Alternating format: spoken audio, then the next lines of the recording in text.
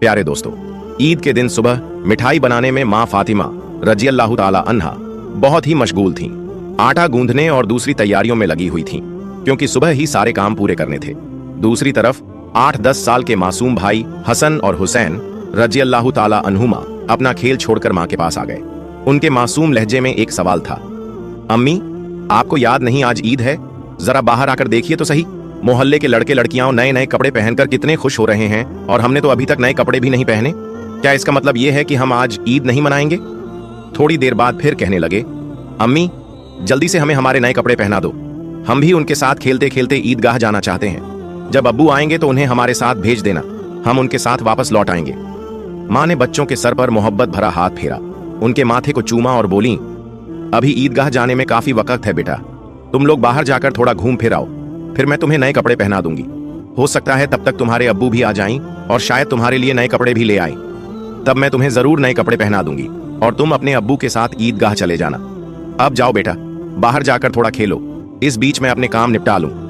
दोनों भाई बोले, जी अम्मी। फिर छोटा भाई अचानक सवाल करने लगा, अम्मी, क्या अब्बू हमारे लिए नए कपड़े लेने गए हैं?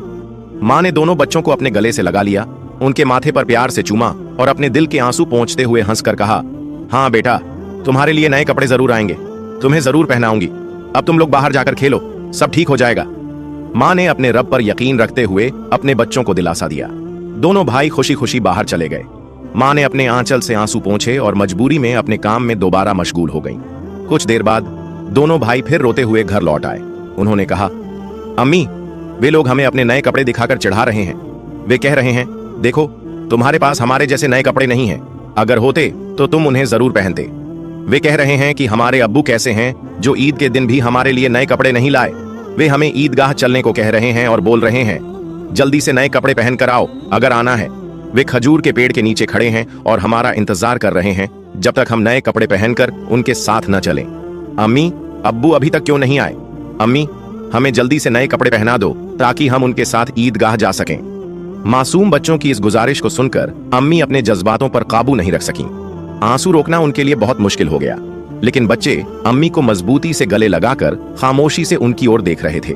कुछ ही पल में खुद को संभालते हुए अम्मी ने आंसू पोंछे और चेहरे पर जबरन हल्की सी मुस्कान लाते हुए बोली, अभी बाहर जाने का वक्त नहीं हुआ है बेटा, इतनी जल्दी क्यों कर रहे हो? नमाज के लिए अभी काफी समय है। इस दौरान बाहर जाकर थोड़ा घूम फिर लो और देखो तुम्हारे अब्बू कहाँ हैं, उन्हें ढूंढ कर ले आओ। तब तक मैं अपना बाकी काम निपटा लेती हूँ। थोड़ा सा ही काम बचा है। अगर तुम्हारे अब्बू नए कपड़े लाते हैं तो मैं तुम्हें बहुत खूबसूरती से तैयार कर दूंगी, फिर तुम मिठाई खाकर अपने अब्बू के साथ ईदगाह जाओगे, ठीक है? दोनों भाइयों ने मासूमियत से कहा, जी अम्मी। अम्मी ने अपने दिल को मजबूत करते हुए बच्चों को तसल्ली दी, लेकिन जैसे ही उन्होंने बच्चों के मासूम चेहरों की तरफ देखा, उनकी आंखों में आंसुओं का सैलाब उमड़ पड़ा। बच्चों को अपनी हालत का अंदाजा न हो, इस डर से अम्मी कभी एक कमरे में जाती तो कभी दूसरे में। इधर दोनों मासूम भाई परेशान होकर अम्मी अम्मी कहते हुए उनके पास आए और बोले, अम्मी, हम समोसे और सकफीस खजूर लेकर अब्बू को ढूंढने जा रहे हैं। अम्मी ने रुंधे गले से कहा, हाँ जाओ। उनकी आवाज में छुपा दर्द बच्चे समझ नहीं सके। बड़े भाई ने अफसोस जताते हुए कहा, अब्बू कहाँ होंगे? छोटे भाई ने मासूमियत से पूछा, अब्बू कहाँ गए? बड़े भाई ने जवाब दिया, पता नहीं, चलो इधर उधर ढूंढते हैं। छोटे भाई के कंधे पर हाथ रखते हुए दोनों भाई अब्बू की तलाश में निकल पड़े। इधर अम्मी अपने दिल का दर्द कम करने का कोई रास्ता नहीं पा रही थीं। उनकी बेचैनी और बढ़ गई। वो सोचने लगी, मैं अपने मासूम बच्चों को कैसे बताऊं कि आज उन्हें नए कपड़े पहनाने के साधन हमारे पास नहीं है? उन्हें कैसे तसल्ली दूं? आज तो ईद का दिन है, मैं जो भी कहूंगी, क्या मेरे बच्चे मेरी बात मानेंगे? या अल्लाह, क्या तेरे अलावा मेरा कोई और सहारा नहीं? ईद के लिए जो मिठाई बनाई है वो भी कई दिनों तक थोड़ा थोड़ा गेहूं बचाकर तैयार की है, उसी से हलवा और रोटी बनाई है, लेकिन नए कपड़े कहां से लाऊं? या अल्लाह, ये बोझ क्यों डाल दिया इस मां के सर पर? तू तो सबकी हालत जानता है, मैं इन मासूम बच्चों को कैसे समझाऊं? या अल्लाह, तू रहम दिल और सर्वशक्तिमान है। झूठ बोलना गुनाह है, ये जानते हुए भी मैं अपने बच्चों को झूठी दिलासा और झूठी उम्मीद देकर बहला रही हूं, लेकिन अब मैं क्या करूं? तू ही बता दे। या अल्लाह, तू मुझे रास्ता दिखा, तू मेरे गरीब घर की हालत जानता है, तू ही मेरी मदद कर। ये कहते कहते मां रोने लगी और जोर जोर से चक्की चलाने लगी। चक्की की घर घर की आवाज के साथ उनके दिल का दर्द भी बाहर निकलने लगा। आंसू पोंछते हुए भले ही मिठाई बनाने का काम तेजी से चल रहा था, लेकिन जैसे ही यह काम पूरा होने को आया, एक और मुश्किल सामने खड़ी हो गई। तभी, अम्मी, अम्मी, कहते हुए दो मासूम बच्चे माँ के पास आकर खड़े हो गए। माँ ने जल्दी से अपने आंसू छुपाए और प्यार भरी आवाज में पूछा, बोलो बेटा, क्या बात है? माँ ने हमेशा अपनी इच्छाओं और आराम को दबा कर रखा था। गरीबी को अपना नसीब मानकर थोड़े में ही खुश रहने की आदत डाल ली थी। लेकिन आज मासूम बच्चों की एक छोटी सी ख्वाहिश ने उनके सब्र के दायरे को तोड़ दिया। उन्होंने खुद को संभालते हुए बच्चों को गोद में उठा लिया, मुस्कुराने की कोशिश की, उनके माथे को चूमा और कहा, बोलो बेटा, क्या कहना है? बड़ा बेटा मासूमियत से अपनी आंखें झपकाने लगा। छोटे भाई ने भी उसकी नकल कर ली। माँ ने प्यार से कहा, देखो बेटा, तुम्हारे अब्बू आएंगे, यहाँ तुम्हारे लिए मिठाई बना रही हूं, थोड़ा सब्र करो, बस थोड़ी ही देर। उन्होंने बच्चों को सीने से लगा लिया, प्यार से समझाया और कहा, थोड़ा इंतजार करो बेटा, मिठाई अभी तैयार हो जाएगी। छोटे भाई ने आंखें मलते हुए अचानक पूछ लिया, लेकिन हमारे नए कपड़े अम्मी? ये सुनते ही मां चौंक गई, जल्दी से बोल पड़ी, अरे बेटा, ऐसा करते हैं, तुम लोग जाकर पहले नहा लो, अभी तक नहाए भी नहीं हो। दोनों भाई एक साथ बोले, नहीं अम्मी, अभी तक नहीं नहाए। मां के लिए मासूम बच्चों से छल करना बहुत दर्दनाक था। उनका दिल अंदर ही अंदर रो रहा था। लेकिन उन्होंने हंसते हुए कहा, बेटा, बिना नहाए कोई ईदगाह जाता है क्या? जाओ जल्दी से नहा लो, सब तैयार हो जाएगा। दोनों भाइयों ने खुशी से कहा, ठीक है अम्मी, हम अभी जाकर नहा लेते हैं, आप सब कुछ तैयार रखना, हम जल्दी से आ जाते हैं। फिर दोनों भाई खुश होकर नाचते हुए बाहर निकल गए। मां ने दुआ की, जाओ बेटा, अल्लाह हाफिज। बच्चे तो चले गए, लेकिन मां के दिल में चिंता और गहरी हो गई। उनका दिल जैसे एक अथाह सागर में डूब रहा था। मां सोचने लगी, जब वे वापस आएंगे और कहेंगे, हमें नए कपड़े पहनाओ, हम ईदगाह जाएंगे, तब मैं क्या करूंगी? अब मां का मन और नहीं संभल सका। उनकी आंखों से आंसू बह निकले। वो सजदे में गिर पड़ी और अल्लाह से रो रो कर दुआ करने लगी, या अल्लाह, तू ही मेरा सहारा है, इस बेबस मां की मदद कर, मुझे इस कठिनाई से बाहर निकाल, तेरे अलावा मेरा कोई नहीं है, मुझे राहत दे, इस मुश्किल से छुटकारा दे। इसके बाद मां जैसे बेसुध होकर बड़बड़ाने लगी, या अल्लाह, तू तो मां के दिल को समझता है। 3 बार मासूम बच्चों को बहला फुसलाकर मैंने किसी तरह संभाल लिया, लेकिन अब क्या करूं, क्या कहूं? तू ही मुझे सहारा दे, तू सब कर सकता है। फिर उन्होंने जोर से चीख कर कहा, या अल्लाह, तू सब कर सकता है, तू सब कर सकता है। इधर नहाने के बाद दोनों भाई खुशी खुशी हाथ में हाथ डाले घर की ओर चल पड़े। कुछ ही देर में हंसते खेलते दोनों भाई घर पहुंचे और जोर से आवाज लगाने लगे, अम्मी, अम्मी, हम आ गए। लेकिन मां की तरफ से कोई जवाब नहीं आया। छोटा भाई मासूमियत से बड़े भाई की ओर देखने लगा और धीरे से पूछा, भैया, मां बोल क्यों नहीं रही? क्या मां सो रही है? बड़े भाई ने छोटे भाई को बाहों में भर लिया और उसे दिलासा देने लगा, मैं देखता हूं। जैसे ही बड़ा भाई मां को जगाने के लिए हाथ बढ़ाने ही वाला था, अचानक दरवाजे पर जोर से दस्तक हुई। बड़े भाई ने घबराते हुए पूछा, कौन है बाहर? बाहर से कोई जवाब नहीं आया। दोनों भाई सहमकर एक दूसरे को देखने लगे। छोटा भाई डर के मारे बड़े भाई से चिपक गया। फिर से दरवाजे पर जोर से दस्तक हुई। डर और घबराहट से दोनों भाई जोर से चिल्ला पड़े, अम्मी, अम्मी, बाहर कौन है? लेकिन मां की तरफ से फिर भी कोई जवाब नहीं आया। इस बार दरवाजे पर खटखटाने के साथ कोई भारी चीज घसीटने जैसी आवाज भी सुनाई दी। दोनों भाई डर गए।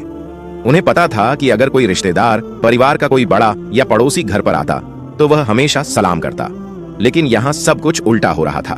बड़े भाई ने छोटे भाई को और कसकर गले लगाते हुए कहा, मुझे समझ नहीं आ रहा ये क्या हो रहा है। अम्मी भी कुछ बोल नहीं रही हैं। डरते डरते दोनों भाई दरवाजे के पास गए। जैसे ही वे वहां पहुंचे, बाहर से फिर से जोर से खटखटाने की आवाज आई। दोनों भाई घबराकर थोड़े पीछे हट गए। फिर जोर से चिल्लाकर पूछा, कौन है दरवाजे पर?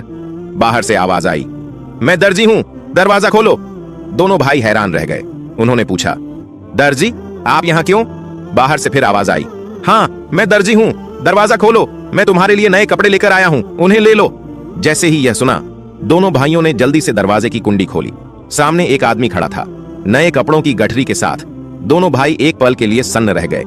दर्जी ने कपड़े उनकी ओर बढ़ाए। बड़े भाई ने झटपट सारे कपड़े अपने हाथों में ले लिए और छोटे भाई का हाथ पकड़कर तेजी से दौड़ते हुए मां के पास पहुंचा। उधर मां अब भी संभल नहीं पाई थी। उनकी आंखों से आंसू रुकने का नाम नहीं ले रहे थे।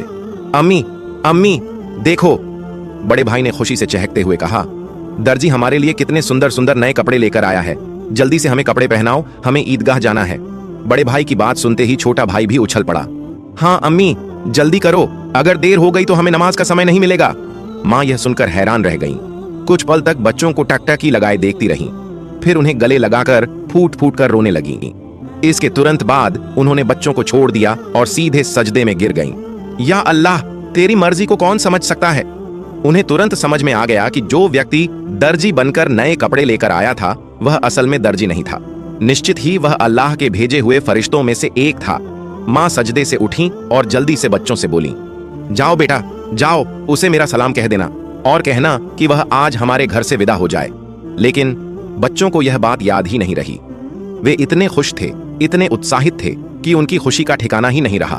माँ ने बच्चों को देखा, उनके सिर और पीठ पर प्यार से हाथ फेरा, फिर उन्हें गोद में उठाकर सीने से लगा लिया, उनके माथे को चूमा, फिर हल्के से डांटते हुए बोली, बेटा क्या तुम अभी तक नहीं गए? दर्जी साहब को क्या लगेगा?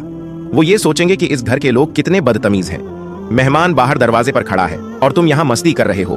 तुम तो उन्हें भूल ही गए, ये तो बहुत बड़ी गलती है। तुरंत जाओ, उन्हें मेरा सलाम पहुंचा दो और कहना कि आज वे हमारे मेहमान बने। जाओ बेटे, उन्हें अंदर आराम से बैठने के लिए कहो। बिना कुछ सोचे विचारे दोनों भाई दरवाजे की ओर दौड़े, लेकिन तब तक दर्जी घोड़े पर सवार होकर घर से बहुत दूर जा चुका था। दोनों भाई जोर से चिल्लाने लगे, साहब अम्मा ने आपको सलाम कहा है, जल्दी वापस आइए, आज आप हमारे घर दावत पर आइए, हम बैठक का दरवाजा खोल रहे हैं। लेकिन दूर से हवा के साथ जवाब आया, अपनी अम्मा और अब्बा को मेरा सलाम देना, किसी और समय मिलने आऊंगा। दोनों भाई दौड़ते हुए अम्मा के पास आए और सब कुछ बता दिया।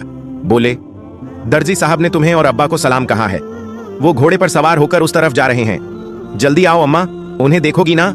जल्दी करो, खिड़की से देख लो, अगर देर करोगी तो उन्हें फिर नहीं देख पाओगी। दर्जी साहब कितने खूबसूरत लगते हैं अम्मा। माँ ने बच्चों की बात सुनकर खिड़की के पास आकर बाहर देखा। उन्होंने देखा कि एक अद्भुत पुरुष दिखाई दे रहा था। वो आकाश की ओर उड़ते जा रहे थे। उनके शरीर की चमक चारों ओर फैली हुई थी। उनकी रोशनी सूरज की किरणों को भी फीका कर रही थी। माँ स्तब्ध होकर ये दृश्य देख रही थीं। अचानक वो दिव्य पुरुष अपने घोड़े समेत कहीं अदृश्य हो गए। अब उन्हें और नहीं देखा जा सकता था। इतने में दोनों भाई जोर से चिल्लाए, अम्मा अम्मा देखो, वो रहे अब्बा, दूर से आ रहे हैं। माँ ने बच्चों को अपने साथ कमरे में ले गई और उन्हें नए कपड़े पहनाने लगी। उनकी आंखों से खुशी के आंसू बह रहे थे। दोनों भाइयों ने हैरानी से पूछा, अम्मा अम्मा आप क्यों रो रही हैं? माँ ने प्यार से बच्चों को सीने से लगाया और कहा, बेटा मैं क्यों रो रही हूं ये तुम अभी नहीं समझोगे। तुम्हारी उम्र भी इतनी नहीं हुई है, लेकिन आज से ये बात हमेशा याद रखना, एक पल के लिए भी अल्लाह ताला को भूलना मत। अल्लाह को हमेशा याद रखना। जो हमेशा अल्लाह को याद रखता है वो कभी भी मुसीबत में नहीं पड़ता। अगर तुम इस छोटी सी बात को अपने दिल में बसा लोगे और जिंदगी भर अल्लाह को नहीं भूलोगे तो देखोगे कि अल्लाह हमेशा तुम्हारी मदद करेगा। वो तुम्हें कभी मुश्किलों में नहीं डालेगा। माँ अपने बच्चों को यही नसीहत दे रही थी और साथ ही उन्हें नए कपड़े पहना रही थी। जब बच्चों को सजाने का काम पूरा हो गया तो माँ ने सुरम्मे का डिब्बा लाकर छोटे बेटे की आंखों में सुरम्मा लगाया। बड़े बेटे की आंखों में सुरम्मा लगाते ही दरवाजे के बाहर से आवाज आई, अस्सलामु अलैकुम या फातिमा जहरा। अंदर से हजरत फातिमा रजीब ने जवाब दिया, वलैकुम अस्सलाम या अली करीम। छोटा बेटा तेजी से दौड़कर बाहर गया और खुश होकर चिल्लाने लगा, अब्बा आ गए, अब्बा आ गए। बड़ा बेटा भी बाहर जाने ही वाला था, लेकिन माँ ने उसे रोक लिया क्योंकि उसकी आंखों में सुरमा लगाना अभी बाकी था। माँ ने थोड़ा गुस्से में कहा, बैठो बैठो, पहले सुरमा लग जाने दो। इतने में छोटा भाई अपने अब्बा का हाथ पकड़कर अंदर ले आया। तब तक बड़े भाई की आंखों में भी सुरमा लग चुका था। दोनों बेटों को देखकर अब्बा हैरान रह गए और बोले, ये क्या, इतने सुंदर कपड़े, ये कहां से आए? फिर दोनों भाई अपनी माँ और अब्बा से लिपट गए और खुशी जताने लगे। हजरत फातिमा ने बच्चों की आवाज शांत कराते हुए हजरत अली को पूरी घटना सुनाई। हजरत अली यह सब सुनकर सिजदे में गिर गए और दुआ में कहने लगे, ऐ अल्लाह, तेरे लिए कुछ भी असंभव नहीं है। तू महान है, तू अजीम है, तू रहमत वाला और सर्वशक्तिमान है। फिर सिजदे से उठकर उन्होंने हजरत फातिमा रजमन से पूछा, जो दर्जी बनकर बच्चों के लिए कपड़े लाया था, क्या तुमने उसे पहचाना? क्या तुमने जान लिया कि वह कौन थे? हजरत फातिमा रजमन ने कहा, नहीं, लेकिन इतना यकीन है कि वह अल्लाह के भेजे हुए कोई फरिश्ते थे, इसमें कोई शक नहीं। फिर भी यह मेरी अपनी राय है। हजरत अली रजिबा ने कहा, हाँ तुमने सही कहा, यह अल्लाह की महानता है। वह कोई और नहीं बल्कि हजरत जिब्राइल अलैहिस्सलाम थे। यह सुनते ही हजरत फातिमा की जबान से अचानक जोर से निकला, अल्लाहू अकबर। यह कहते हुए वे भी सिजदे में गिर गईं। उन्हें देखकर हजरत हसन और हजरत हुसैन भी सिजदे में गिर गए। प्यारे दोस्तों, आप सबसे गुजारिश है कि इसे सदका ए जारिया की नीयत से दूसरों तक जरूर पहुंचाएं।